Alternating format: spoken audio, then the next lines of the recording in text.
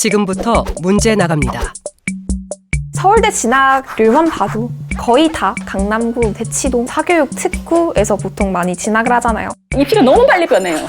누가 해줘야 되지? 부모가 해줄 수밖에 없어요.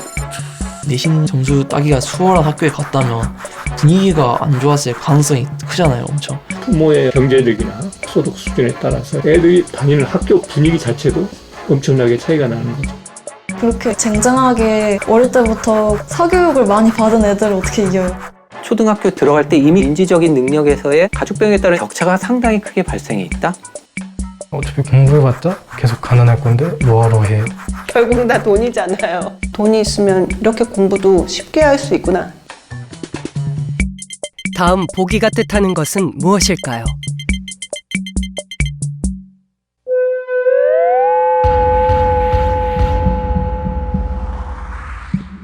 교육 격차를 정의하는 요건에는 여러 가지가 있습니다. 하지만 이 모든 말들이 가리키는 것은 결국 어떤 사회 경제적 배경을 가졌느냐 하는 것입니다. 애초에 본인이 선택할 수도, 노력한다고 바꿀 수도 없는 조건.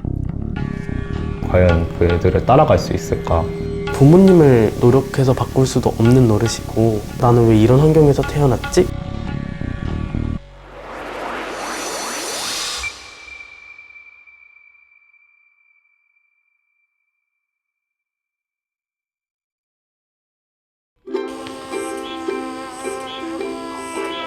서울에서 이곳으로 이사를 한다고 했을 때 다들 의아했습니다.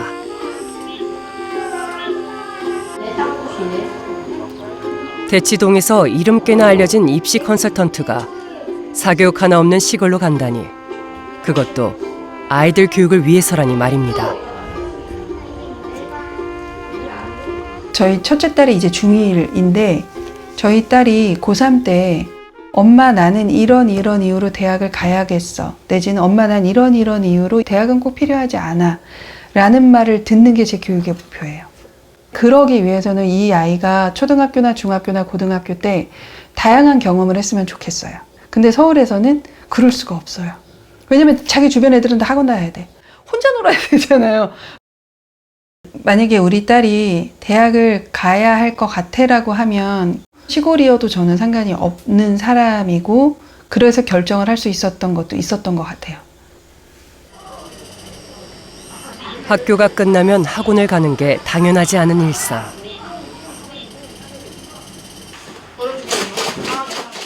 마을 주민이 함께 운영하는 방과후 학교에서 윤여정 씨는 아이들이 노는 걸 지켜볼 뿐입니다. 대학 진학을 위해 입시 전략을 세우고 로드맵을 짜는 게 일이지만 정작 자기 아이들에게 강조하는 건 따로 있습니다. 숙제는 선생님과의 약속이니까 숙제는 해가라. 그거 외에는 저는 간섭하지는 않아요.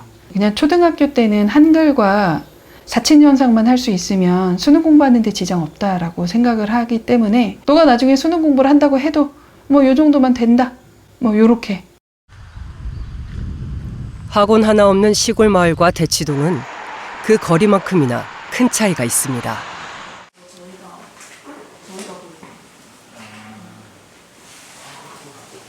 입시 전문가가 아니라 보통의 엄마였다면 중학생이 되는 자녀를 데리고 일부러 지방으로 갈 생각을 하진 못했을 겁니다. 지방 계신 부모님들이 대치동 정보를 모른다는 것에 대한 약간 공포감, 불안감 이런 게 되게 심하시기는 하거든요. 근데 입시 정보라고 하는 거는 한 80% 정도는 거의 나와 있더라고요. 물론 나머지 20%는 어차피 공개 안 하니까. 저도 모든 얘기를 유튜브에서 다 하지는 않거든요. 근데 공부는 하셔야 해요. 요즘에는 공부를 안 하고는 할 수 없어요. 근데 이 공부를 아이한테 하라고 할 수는 없어요. 아이들은 바쁘잖아요. 이 아이한테 저녁 네가 알아서 해, 이럴 수는 없거든요. 그래서 입시 공부는 죄송하지만 부모님의 몫이 어느 정도 있다. 입시가 학부모들의 대리전이 된 지는 오래됐습니다. 대치동 학원가에서 열린 입시 설명회. 공부할 시간도 부족한 아이들을 대신해 정보를 수집하는 건 부모의 몫입니다. 나는 친구는 좀 먼저 고려하시고 누가 더 빨리 컨설팅 받아서 그대로 이렇게 로드맵 짜서 이렇게 가느냐. 결국은 내 부모님들의 역할이야. 아이의 역량보다는 학교에서 하는 동아리나 이런 것도 부모님들이 대신 해주시는 부모님들도 계시고. 애 학교 가고 나면은 학교 홈페이지부터 해가지고 교육청 사이트 다 들어가서 보고 내신용 문제집 같은 거를 만들어요. 우리 학교 내신 파악해서 문제집 같은 거 만들어 놓고 그다음에 따로 공부를 해요. 내신 공부를 저도. 또 최근에는 국어가 입시에서 굉장히 중요하게 됐잖아요. 그러다 보니까 수능 국어 모의고사를 같이 봐요. 45문제인데 그거를 아이랑 같이 8시 40분부터 10시까지 80분 동안 같이 봐요. 같이 이렇게 둘이서 풀고 채점도 같이 하고. 하지만 모든 부모가 이렇게 할 수 있는 건 아닙니다. 땅값이 비싼 만큼 소득 수준이 높고 소득 수준이 높은 만큼 자녀 교육에 대한 투자도 남다릅니다. 영어는 사실 초3, 4학년까지 다 끝내는 식으로 지금 하고 있거든요.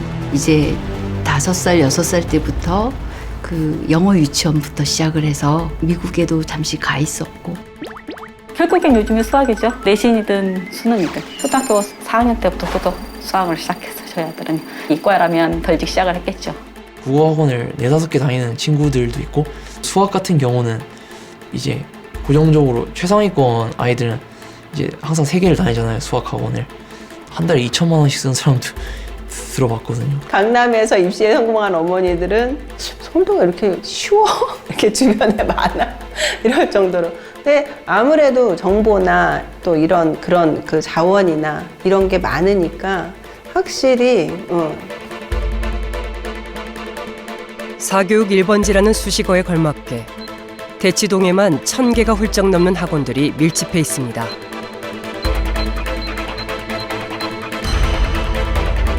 학원은 강남의 부동산 값을 부추기는 가장 큰 요인 중 하나입니다.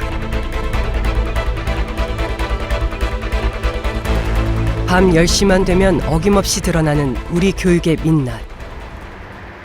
학생들이 10시쯤 되면 제일 많이 나와요. 그때 되면은 엄마나 아빠들이 학생들 태우러 온 때문에 굉장히 복잡해집니다.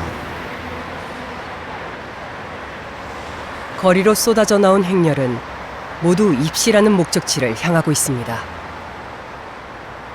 중학교 1학년, 중학교 1학년. 공부하실 때 힘들거나 하지는 않아요? 힘들어요. 계속 안 하면 뭔가 뒤떨어지는 찝찝해요. 열심히 하고 좋은 대학 가야죠. 보통 몇 시까지 공부해요? 11시 반까지는 하는 것 같아요. 일주일에 6일은 학원 다니고 하루는 집에서 다 배운 개념 정리하고 학교 갈 준비하고. 경쟁이 치열한 만큼 한 살이라도 더 어릴 때부터 1시간이라도 더 많이 공부해야 뒤처지지 않습니다. 공부하는 건 별로 안 힘든데 이제 성적 나올 때가 더 힘든 것 같아요. 내가 그래도 어느 정도 한다고 생각했는데 그게 아니니까 그거에서 오는 좌절감, 약간 막막함? 그런 거 큰 것 같아요. 솔직히 별 생각 없이 그냥 해야 되니까 그냥 계속 하는 거라서 빨리 고3 돼서 수능 보고 그냥 다 빨리 끝났으면 좋겠다라는.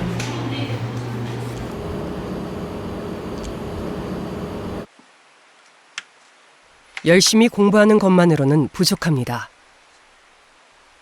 경쟁자보다 더 열심히 하는 게 중요합니다. 제가 처음 학원을 다녔을 때 충격을 먹었죠. 스터디 카페를 갔는데 자리가 다 차 있고 모든 학생들이 열심히 공부를 하고 있었어요. 학원과 편의점, 패스트푸드점밖에 없다 라고 하는 곳이 이제 대치동이라고 얘기를 하는데요. 그만큼 이제 학생들이 공부하다가 잠깐 나와서 밥 먹고 다시 들어가고 다시 공부하고 이런 것들이 습관화되어 있는 동네다 보니까 아무래도 다른 곳에서 공부를 했으면 공부에 대한 관심도가 이 정도이진 않지 않았을까라고 생각을 합니다. 경쟁의 기준은 어디서 공부하느냐에 따라 달라집니다. 잘하는 아이들을 모아 더 잘할 수 있도록 만들어주는 환경 속에서 대치동은 다른 지역과의 격차를 점점 벌리고 있습니다. 특히 대치동은 선행학습을 굉장히 많이 시킨다라는 게 하나의 특징이고요. 그 외의 지역 같은 경우는 이제 학원이라든지 학생들이 공부를 하는 게 그 학년에 맞는 중간고사, 기말고사 수준까지 공부하는 게 일반적이거든요. 그러다 보니까 학업의 양이 아무래도 대치동 쪽이나 목동 쪽이 훨씬 더 양적으로 많다라고 볼 수 있어요. 대치동은 그러한 사교육 시스템이 워낙 유치원부터 되어 있는 지역이라 이거를 잘 받아들여서 끝까지 가면 되게 성공을 하죠. 그만큼 투자하는데 어쩔 수 없어요. 왜냐하면 입시는 불공정해요. 부모님이 갖고 있는 경제력, 사는 지역, 입시 정보, 그리고 가르치는 선생님들의 질. 결국 그거는 학원비잖아요. 이거에 의해서 입시는 달라지죠.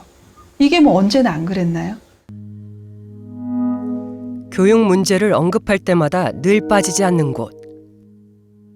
하지만 이곳을 거쳐갈 수 있는 이들은 극히 소수입니다.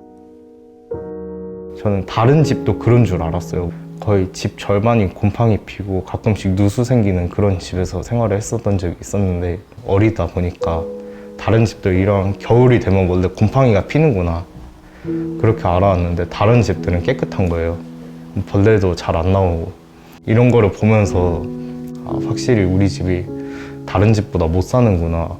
그래서 그 환경의 차이가 가장 큰 것 같아요. 저 같은 경우에는 중학교 때는 일절 학원이 없었다 보니까 어릴 때 냉장고가 없어서 식중독 걸렸고 뭐 집에 먹을 게 없어서 4학년 때 한 20kg였다가 그때 갑자기 어느 정도 경제 상황이 풀렸었어요. 그때 막 먹었다가 정상 체중으로 돌아오고 평균 체중으로 돌아오고 그랬던 기억도 나고. 친척 집에서 얹혀 살 때도 있었고 최근에도 지금 저희 집이 경매에 넘어가서 다른 데에서 지금 잠시 살고 있거든요. 그래서 아무래도 경제적인로 이제 뭐 학원이나 뭐 이런 게 부담이 되기 때문에 집도 학원도 선택할 수 없는 아이들이 기댈 곳은 학교밖에 없습니다. 하지만 학교 안에서도 사교육의 힘은 무시할 수 없습니다. 결국 중요한 건 시험인데 시험에서는 결국 변별을 주기 위해서 시험을 어렵게 낼 수밖에 없는 상황이다 보니까 학원을 다니는 학생들이 결국 시험을 잘 치고 그런 상황인 것 같아요. 학원 같은 거는 이제 당연히 꿈도 못 꾸고 혼자 하다 보니까 뭘 해야 될지 잘 모르고 이제 어디가 제 약점인지 그런 거를 찾기가 조금 어려운 것 같은. 사실 지금은 그냥 문제집만 푸는 것 같아요. 모르는 게 있으면 해설지 보죠. 남들 학원으로 가는 대신에 저는 야자에서 매일매일 남았고 야자 끝내고 버스 끊기기 전까지 계속 공부만 하다가 막차 타고 집에 들어오고 그러고 집에서 새벽까지 공부하다가 한 3-4시간 쪽잠 자고 학교 가고 그런 일상이 반복되니까 사람이 미칠 것 같더라고요, 정말. 돈 한 푼도 없어갖고 대부업체에서 돈 빌려가지고 그걸로 그냥 교재 사고 인강 사고 근데 그게 너무 힘들었어갖고 그냥 아르바이트도 같이 하고 그랬어서 그래서 제 공부에 집중을 할 수가 없었어요. 혹시 사교육은 받았던 경험이 있어요? 아니 없어요. 정시랑 수시 그거를 엄마가 몰라요. 그런 거에 관심이 하나도 없으세요. 부모의 관심 속에서 어릴 때부터 사교육을 받았던 아이들과는 출발부터 달랐습니다. 어렸을 때 뭐 태권도 학원이나 수영 학원이나 그런 거는 그리고 영어 학원이나 그런 거는 다녔더라고요. 그래서 그런 이야기 들으면 그냥 신기했던 것 같아요. 언니랑 저랑은 학교가 아니면 계속 그냥 집 안에만 있었어요. 그냥 학원을 다닐 수가 없는 형편이다 보니까 집 안에서만 그냥 TV를 보거나 이런 식으로 시간을 그냥 때우긴 했던 것 같아요. 제가 그 영어를 처음 배운 게 그 초등학교 때 딱 들어가서 A, B, C, D를 처음 배웠었거든요. 근데 애들은 그때 다 알고 있는 거예요, A, B, C, D를. 기초적인 그런 한글 같은 것도 다 어디서 그런 부모님이나 학원이나 이런 거를 다 맞춤법 같은 거를 다 알려주나 봐요. 근데 저는 그런 거를 제대로 잘 배우지 못했어가지고 한글 그런 것도 그 받아쓰기 같은 것도 다 틀리고 그랬었거든요. 그냥 되게 창피했었어요.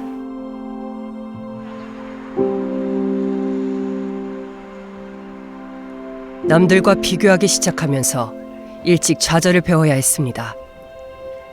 중학교 때까지 강남에서 학교를 다녔던 소배에겐 그 차이가 더욱 크게 와닿았습니다.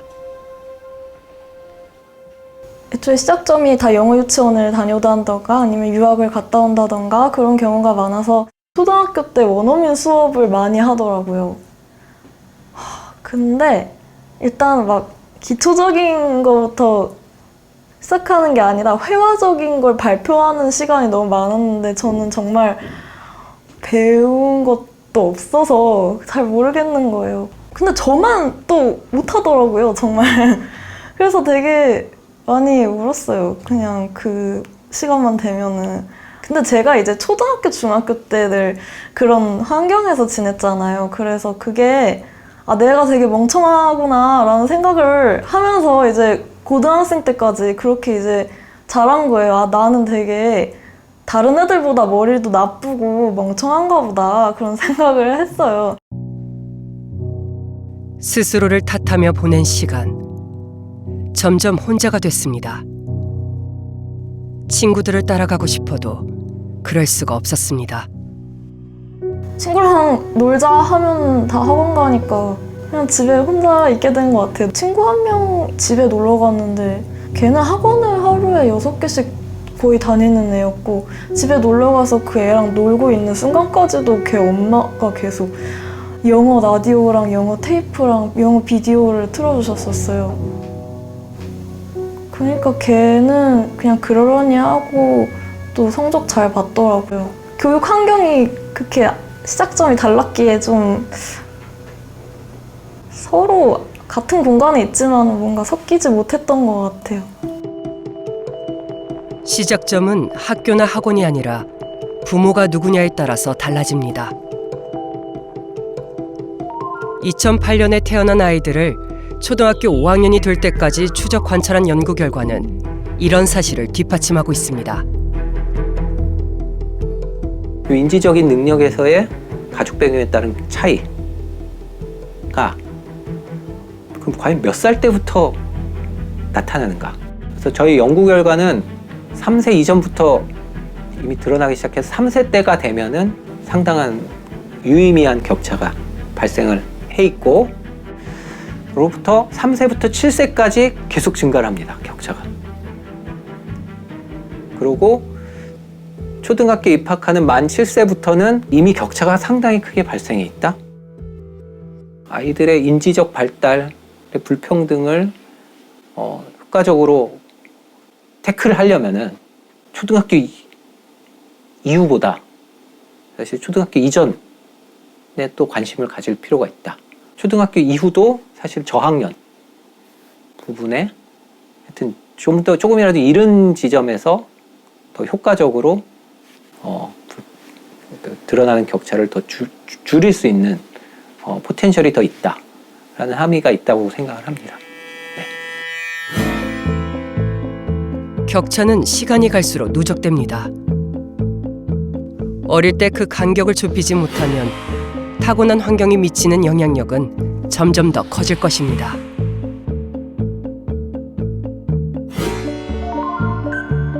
가난한 학생, 즉 기초생활수급자가 많은 학교일수록 성적이 낮고 그 차이는 중학교 때보다 고등학교 때 더 벌어집니다. 네, 그게 현실이죠. 그렇게 어떻게 그렇게 쟁쟁하게 어릴 때부터 사교육을 많이 받은 애들을 어떻게 이겨요? 노력을 해서 어느 정도 격차를 좁히는 건 가능했는데 그 아이들과 같은 동일한 아이들이 되는 거는 불가능했었다고 많이 느꼈습니다. 공부라는 게 쌓이고 하는 습관이 돼가지고 성적으로라든지 이런 결과가 나오잖아요. 근데 몇 년 먼저 더 공부했던 애들, 심지어 고등학교 과정을 끝내고 왔던 애들을 따라갈 수 있을까? 아니야, 그래도 방법이 있을 거야 하다가도 이제 공부를 해도 이제 다음 시험을 쳐도 비슷하게 나오니까 방법 조금 다르게 해보고 조금 더 열심히 해도 비슷하게 나오고 하니까 이제 점점 좀 의욕이 줄어들었던 것 같아요. 성적은 사교육과도 밀접한 관련이 있습니다. 학원비를 많이 쓸수록 입시 결과가 좋습니다.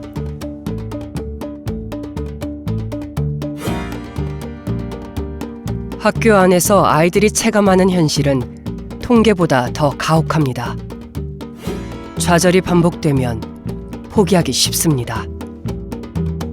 애들이 하는 말이 뭐냐면 어차피 공부해봤자 계속 가난할 건데 뭐하러 해, 이런 식으로 말한단 말이에요. 공부해봤자 지금 가난한 거에서 빠져나왔죠. 얼마나 빠져나오겠냐 하면서. 대부분은 그냥 공부를 그럭저럭 애매하게 하거나 아예 놔버린 친구들이 많았었습니다. 제가 열정을 가지고 대입을 위해서 계속 공부를 하려고 해도 반 친구들이 따라주지 않고 그냥 공부 안 하고 자거나 아니면 아예 학교를 안 나오거나 하다 보니까 그것 때문에 저도 좀 무기력해지려고 하더라고요. 저희 동네 같은 경우에는 교육 여건이 잘 좋지가 않았었던 지역이었기 때문에 공부하는 애들만 하고 나머지는 다 집에서 있거나 놀거나 이런 환경이었었는데, 이제 중학교 때부터 비행이나 좀 안 좋은 일을 저지르는 아이들도 많이 있었고 고등학교에서도 비슷한 모습을 보이는 애들이 많았어서 공부로서 성공을 할 수 있는 거는 확실히 거의 없다고 볼 수 있을 정도로 많이 느껴왔습니다. 면학 분위기 역시 환경의 차이가 좌우합니다. 저희 학교에 와서 가장 좋았던 점이 정말 열심히 한 친구들 만나서 제 공부하는 데도 큰 도움이 됐다고 생각하는데, 다른 좀 내신 점수 따기가 수월한 학교에 갔다면 분위기가 안 좋았을 가능성이 크잖아요, 엄청. 강북에서는 내신 따기가 쉬운 면도 있겠죠. 그렇지만 공부 안 하죠. 근데 여기는 다 공부해요. 교육의 인프라는 상관이 없다고 봐요, 전혀. 그냥 분위기? 오로지 아이가 공부를 하느냐 마느냐, 이 동네가 공부를 하느냐 마느냐, 굉장히 중요하다고 봐요, 전혀. 면학 분위기는. 부모의 배경과 사교육, 학교 분위기에 따라 벌어지는 격차.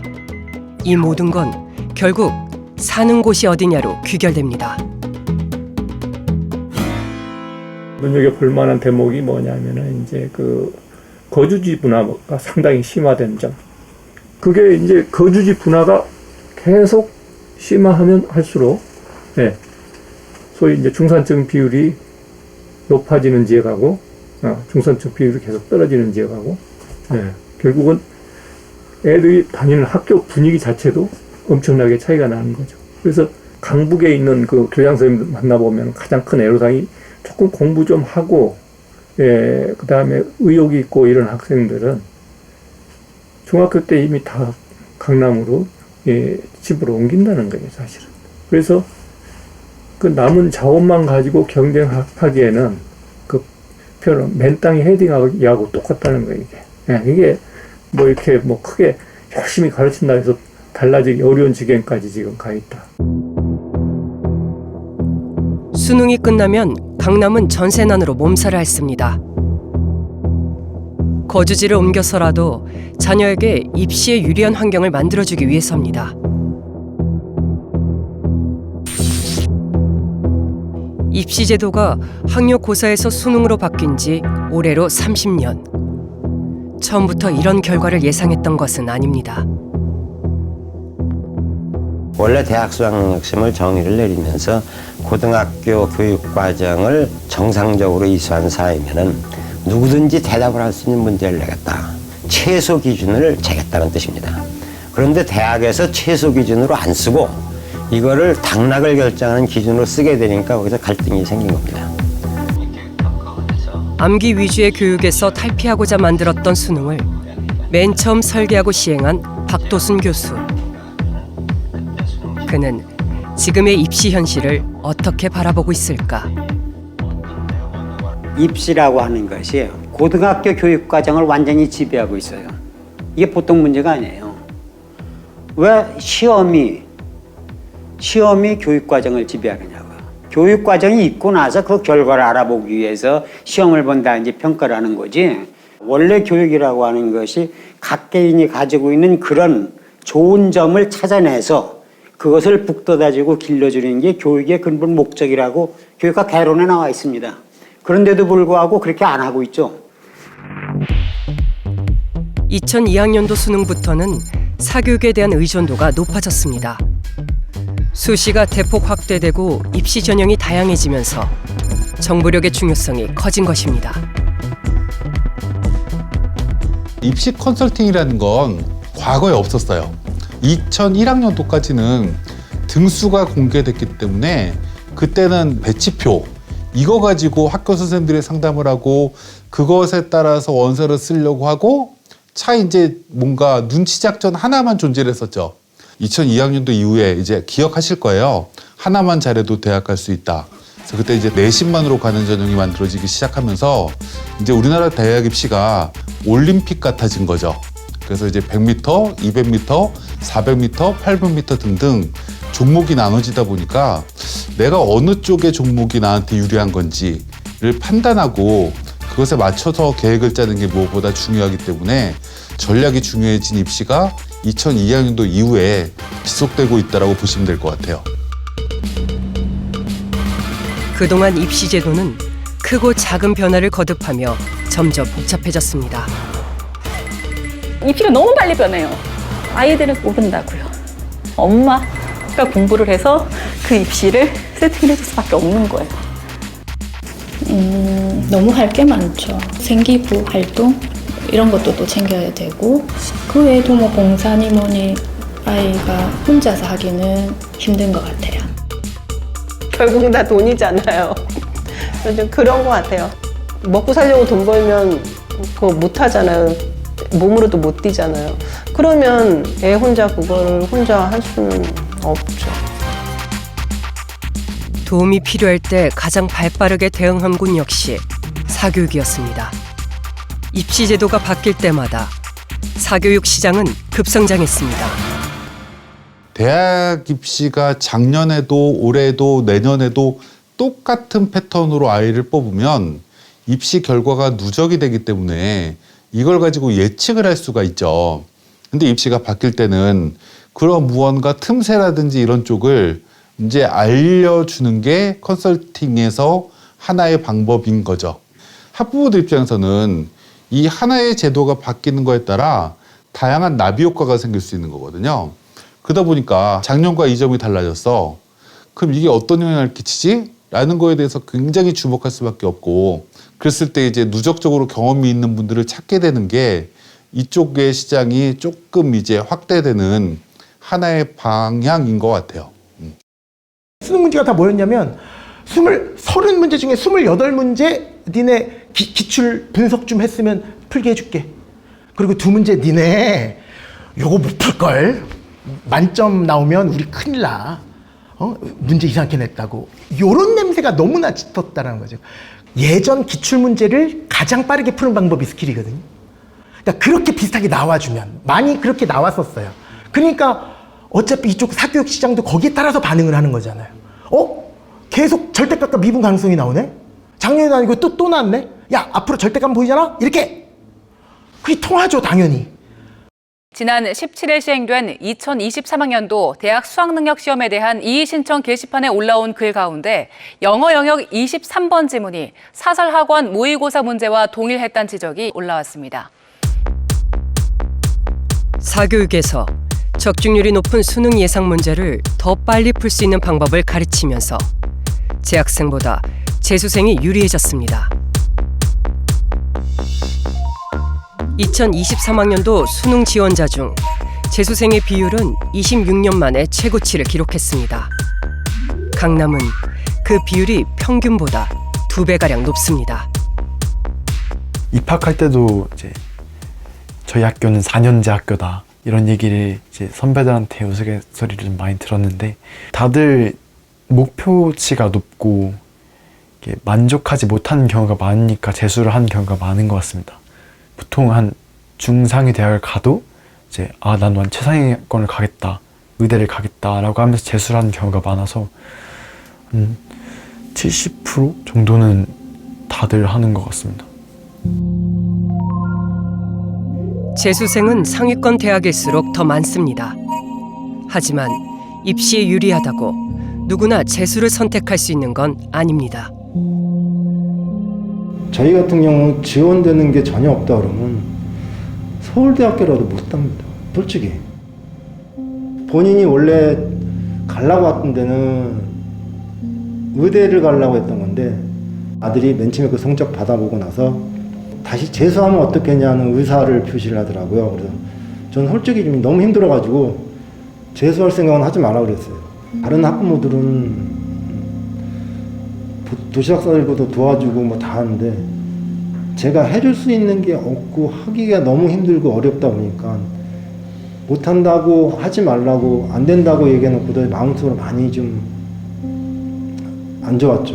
슬펐고 그게 또 제 현실이고 난 분이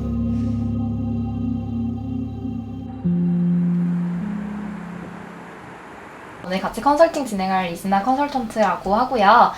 일단 보내주신 자료는 제가 잘 받았고 지금 생활기록 대치동에서 입시 컨설턴트로 일하고 있는 이진아 씨는 저소득층 학생들을 위해 무료로 상담을 해주기도 하는데요. 기재해주기를 국문과 목표하고 있다고 얘기했었던 것 같아요. 그런 대학이 있어요? 그런 전형이 있어요? 이런 질문을 너무 많이 받아요.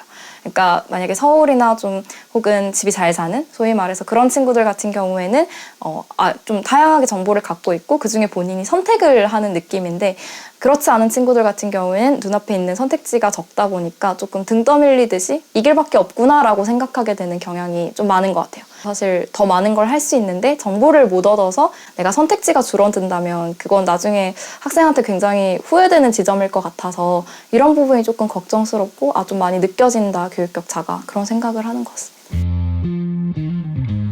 사실 입시 정보는 쉽게 찾을 수 있습니다. 문제는 그 수많은 정보들 중에서 나에게 맞는 걸 어떻게 찾느냐 하는 것입니다.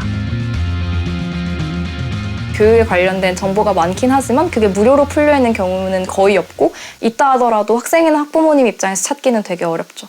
그러다 보니까 내가 돈을 내고 정보를 사야만 하는 구조가 생기다 보니까 사교육 입장에서는 그런 불안감을 좀 조성을 해서 더 사실 가격을 올려 부르는 경우가 많고 그 가격을 지불하지 못하는 사람들은 좀 거기서 누락이 될 수밖에 없는 현상인 것 같아서 그런 데서 오는 격차가 되게 큰 것 같아요. 교육 격차에 대한 우려의 목소리가 커질 때마다 보완책도 쏟아져 나왔습니다. 예전에는 소논문 같은 것도 기재할 수 있었고 봉사활동이나 아니면 세특 같은 것도 분량이 꽤 많아서 사설 업체에서 준비해 온 것들을 충분히 넣을 공간이 많았었지만 블라인드 체제 이후로 좀 많이 줄어들었다고 생각합니다. 사설 업체들이, 컨설팅 업체들이 준비해 주는 게 좀 영향력이 줄어들지 않았나 생각합니다. 뭔가 열심히 하는데 성적이 잘 안 나오는 경우가 많았던 것 같아요. 근데 그래서 제가 그런 기획운동 전형으로 뽑는 게 너무 감사해요. 그게 아니면 대학 가기가 엄청 힘들 것 같아요, 진짜. 가난하면 가난할수록. 그러나 누구는 혜택이라고 반기는 것을 다른 누군가는 차별이라며 반대합니다. 학교 이름 다 블라인드로 하고 이렇게 학생들을 뽑는다는 게 저희 입장에서는 역차별을 받고 있다. 왜냐면 내신 성적이 타 지역보다 여기가 받기가 힘드니까요. 대치동에서 탈대치란 말이 굉장히 유행을 많이 하고 있고 했었어요. 중위권 이런 친구들은 타 지역 조금만 벗어나서 다른 고등학교에 가면 1등을 할 수 있다. 이런 얘기가 있어서 그렇게 실제로 이사를 오히려 나가는 경우가 있었어요. 기회균형 전형도 안 좋게 보는 학생들도 있는데 지역 인재라는 게 있거든요. 의치한 약수에서 지역 인재로 그 지역에서 40% 이상을 뽑아야 되는 정책이 생겼는데 그 지역에 그 지방에 살았다는 것만으로 의대에 더 쉽게 진학을 할 수 있다는 것 자체가 조금 모순이거든요. 직유는 없어야 된다고 생각해요, 저는. 얘네를 걔네랑 같은 선을 세우는지 그게 제일 어쩔 때는 억울해요. 그쪽은 내신을 1.0이라는 거를 갖고 가잖아요, 편하게. 근데 수능 최저도 못 맞추는 친구가 1.0을 받는다는 건 말도 안 되잖아요. 여기는 내신 3, 4등급 애들도 다 수능 1등급 나오는 애들인데 너무 성적 차이가 난다는 거죠. 제도에 따른 불공정과 환경에 따른 불평등 사이에서 팽팽한 줄다리기. 그 간극은 쉬 좁혀지지 않습니다. 내 능력 밖의 환경이 제약하는 것들은 그래도 어느 정도 그 기회균등 전형이란 걸로 보장해주고 있지 않나 싶습니다. 제가 돈이 없어서 수능을 준비할 환경이 안 돼서 결국엔 저는 선택지가 수시밖에 없었던 건데 그 중에서도 기초생활 수급자들만 지원할 수 있는 전형으로 지원해서 합격했습니다. 열심히 공부만 한다고 이 좁은 문을 통과할 수 있는 건 아닙니다. 건훈이처럼 가정 형편이 어려울수록 명문대에 진학하기는 힘든 현실. 이른바 스카이 대학에 다니는 학생의 절반은 소득 상위 20%에 해당하는 가정의 자녀들입니다. 저소득층을 위한 특별 전형이 없다면 무게추는 더 기울었을 것입니다. 저는 고등학교 1학년 때부터 뚜렷한 목표가 있었는데 이 수급자를 벗어나고 그 의식주를 온전히 해결하려면 돈을 한꺼번에 벌어야 한다고 생각했는데 계층을 상승하려면 가장 최후의 보루가 좋은 대학을 진학해서 주변에 좋은 인재들을 모아서 창업하는 거다. 그것 때문에 가장 좋은 학교들을 바라보고 그냥 고등학교 3년 달려왔었습니다. 이곳에 오기까지는 남다른 끈기와 노력이 필요했습니다. 아마 모두가 그랬을 겁니다. 하지만 그 과정은 많이 달랐습니다. 대학교 들어오면서 그 강남 8학군이라고 말하는 그 지역에 친구들이 꽤 많아졌는데 제가 가장 궁금했던 건 학원비였습니다. 거기는 기본 한 100만 원 나간다는 소리를 듣고 저는 그렇게까지 하면서 좋은 대학을 못 가면 엄청 아깝겠구나. 그것 때문에 재수나 삼수를 하는 거구나 라고 느꼈습니다.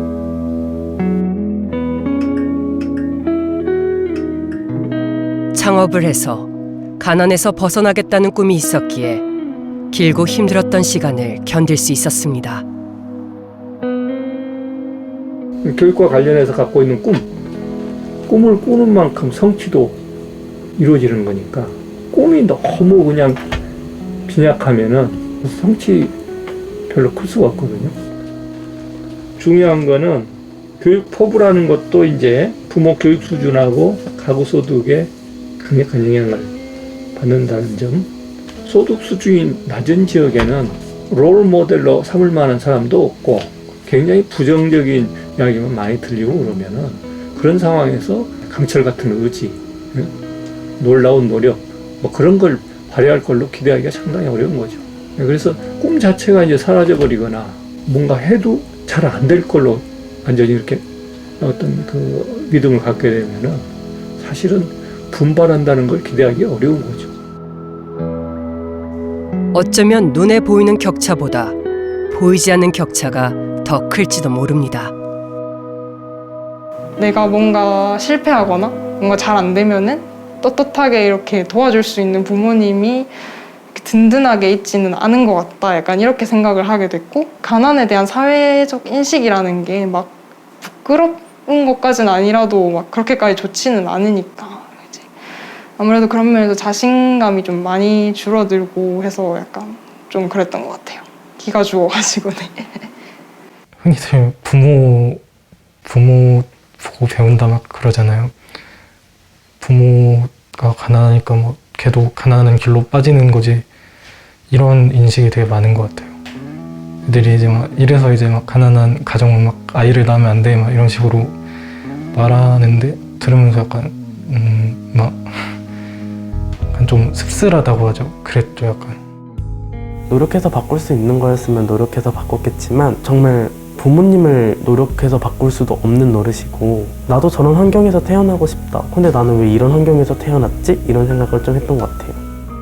저는 체념했던 것 같아요. 계속 이게 어쩔 수 없어요. 저는 계속 이건 아니다, 이건 진짜 아니다, 이런 식으로만 하기에는 너무 힘든 것 같아요.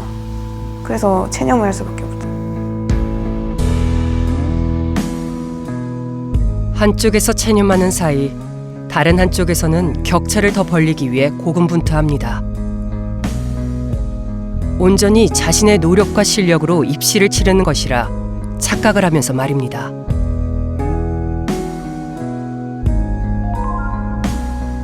서울대의 한 연구에 따르면 학생의 능력을 기준으로 본 가상의 합격률은 강남과 강북의 차이가 크지 않지만 실제 합격률은 20배 이상 차이가 납니다. 연구팀은 이것이 부모의 경제력으로 꾸민 치장법 때문이라고 봤습니다. 치장법이라는 거는 사실은 별로 그렇게 똑똑하지가 않은데 똑똑한 것처럼 보여가지고 관문을 통과하는 방법인데, 그래서 그 치장법이 이제 대표적으로 사교육을 아주 효율적으로, 효과적으로 활용하는 거죠.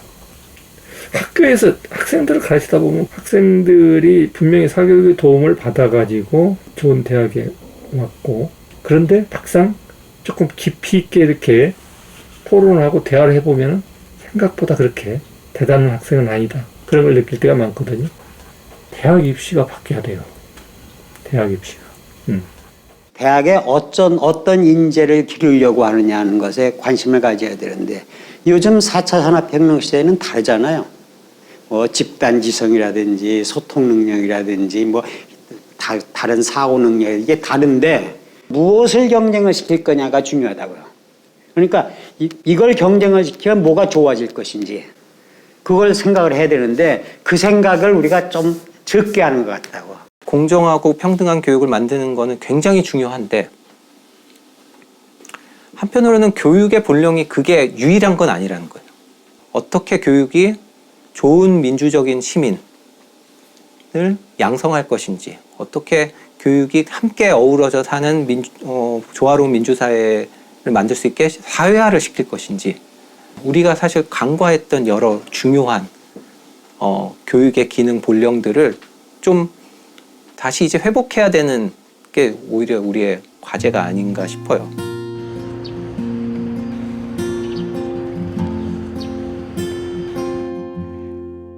그토록 바라던 대학생이 됐지만 정연이에겐 공부보다 생계가 먼저입니다. 일주일에 3번, 하루 14시간씩 아르바이트를 하며 악착같이 돈을 모으는 이유. 6년째 가족과 떨어져 사는 동생을 생각하면 마음이 더 조급합니다. 가장 큰 거는 주변 환경인 것 같아요. 저희 동네, 그 환경이 좋지 않은데 그 환경에서 살면은 저희 동생도 불량한 쪽으로 빠지지 않을까, 그런 걱정도 부모님이 많이 했으셨고, 그래서 외할머니, 외할아버지가 있는 쪽은 조금 더 나은 환경이고 교육열도 좋고 주변 아이들도 괜찮은 집에 살고 있는 그런 아이들이다 보니까 부모님이 이제 부탁을 하신 거죠. 외할머니, 외할아버지 그쪽으로. 그렇게 해서 초등학교 3학년 때 지금까지 계속 생활하고 있습니다. 어디에 사느냐에 따라 달라지는 미래의 풍경. 동생의 미래를 바꾸려면 동생이 살고 있는 풍경을 바꿔야 했습니다. 동생을 못 본다는 게 좀 아쉬운 감도 크게 있지만 저는 오히려 나은 것 같아요. 오히려 그 불안정한 생활 모습들, 환경들, 그리고 저희 집의 경제적 여건들, 이런 거를 보고 위축되지는 않았으면 했던 마음이 크고, 제 동생은 그런 거를 보지 않고 좀 더 좋은 쪽만 바라볼 수 있었으면 좋겠다 생각했고, 그래서 오히려 떨어져 있는 게 아쉽긴 하지만 좋은 것 같아요. 저로서는.